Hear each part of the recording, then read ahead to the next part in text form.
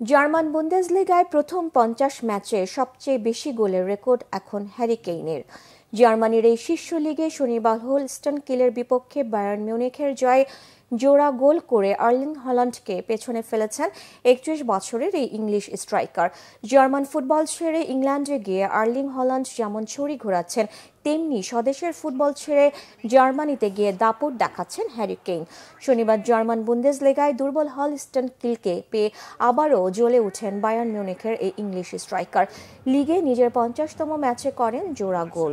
বায়ার্নের মাঠে বিরতির ঠিক আগে ও পরে হেডে গোল দুটি করে দলের জয়েও অবদান রাখেন ইংলিশ স্ট্রাইকার। ম্যাচটি 4-3 গোলে জিতে বায়ার্ন লিগ টেবিলে শীর্ষস্থান শক্ত করেছে ডিফেন্ডিং চ্যাম্পিয়ন লেভারকুসেনকে 9 পয়েন্ট পেছনে ফেলে। জার্মানির শীর্ষ লিগে কেইনের 50 ম্যাচে গোল হলো 55টি।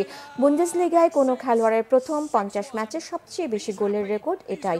50 ম্যাচে 50 গোল করে আগের রেকর্ডটি গড়েছিলেন বর্ষিয়া ডটমুন্ডের সাবেক স্ট্রাইকার আর্লিং হল্যান্ড। 2022 সালে ডটমুন্ড ছেড়ে ম্যানচেস্টার সিটিতে যোগ দিয়ে ইংলিশ ক্লাবটিতে এই মৌসুমেও গোল ছন্দে আছেন নরওয়ের 24 বছরের তারকা ফুটবলার।